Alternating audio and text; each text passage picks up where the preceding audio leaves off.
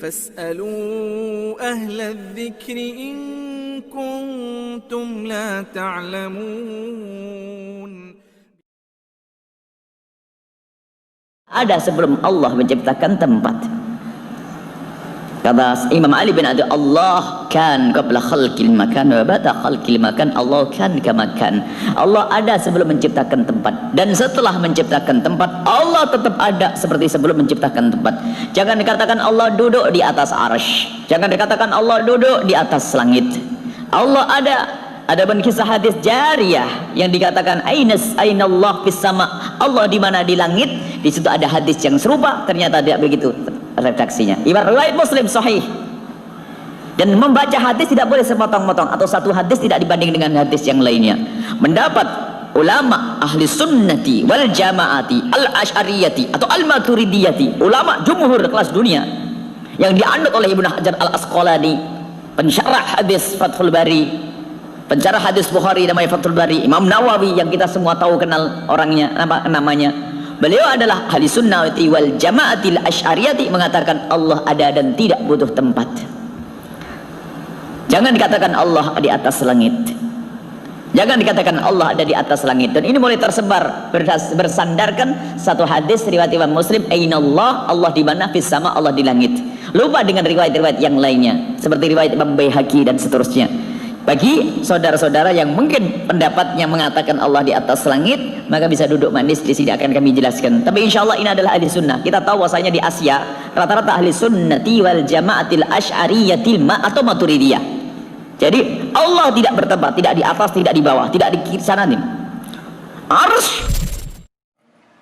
Allah Subhanahu wa taala tidak pernah memerlukan tempat, ya.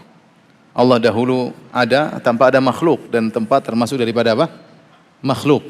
Dan Allah sebagaimana logika yang disampaikan oleh Imam Ahmad rahimahullahu taala tatkala membantah Jahmiyah, ada tiga kemungkinan tatkala Allah menciptakan makhluk. Pertama, Allah menciptakan makhluk dalam dirinya.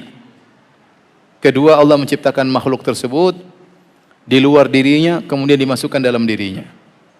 Yang ketiga, Allah ciptakan makhluk di luar dirinya dan tetap di luar dirinya. Tiga kemungkinan. Pertama, Allah menciptakan makhluk dalam dirinya, maka ini tidak benar. Berarti Allah bersatu dengan apa?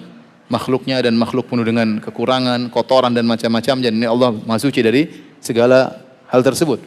Kemungkinan kedua, Allah ciptakan makhluk di luar kemudian Allah masukkan dalam dirinya, itu pun tidak mungkin. Sama, Allah masukkan hal yang penuh kekurangan, kotoran dan dalam dirinya. Yang ketiga, Allah ciptakan makhluk yang di luar Allah Subhanahu wa taala. Maka Allah sampai sekarang adalah maha tinggi di luar makhluk tersebut, ya. Makanya orang-orang yang menolak Allah di atas, mereka menyangka kalau kita bilang Allah di atas berarti Allah dinaungi oleh bumi, Allah dinaungi oleh langit. Bumi dan langit sangat kecil, bagaimana bisa menaungi apa? Allah. Tapi yang benar, Allah di atas dan Allah di luar makhluk. Paham? Allah di atas dan Allah di luar makhluk. Allah mengatakan, "Wa ma qadarullaha haqqa qadrih." Sungguh mereka tidak mengagungkan Allah sebagaimana mestinya. Wal amru jami'an qabdatuhu yaumal qiyamah was samawati matwiyatun bi yaminih. Ya, maka seluruh bumi pada hari kiamat kelak akan dalam genggaman Allah, dan langit dilipat oleh tangan kanan Allah. Sungguh kecil, ya. Langit dan bumi sangat kecil, bagaimana mau menaungi Allah Subhanahu wa taala? Mereka menolak Allah di atas karena mereka dalam benak mereka, kalau Allah di atas berarti Allah dinaungi oleh yang di bawah, sehingga Allah butuh dengan tempat. Kita katakan tidak, justru langit dan bumi yang butuh Allah Subhanahu wa taala. Innallaha yumsikus samawati wal arda an tazula. Sungguhnya Allah yang memegang langit dan bumi agar tidak bergeser, agar tidak rusak, ya. Jadi jangan dibayangkan bahwasanya Allah di atas berarti Allah dinaungi oleh ruang hampa, dinaungi oleh langit, tidak. Allah Maha besar, Allahu Akbar. Tetapi Allah di mana? Di atas. Di luar alam semesta. Paham? Saya katakan tadi, Allah ciptakan makhluk, tiga kemungkinan. Paham tidak? Kemungkinan yang tiga, Allah ciptakan di luar dan tetap aja di luar. Dan terlalu banyak dalil menunjukkan Allah di atas. Kalau seandainya semua dalil yang menunjukkan Allah di atas tidak benar, harus ditakwil, maka Al-Quran artinya kitab kebohongan.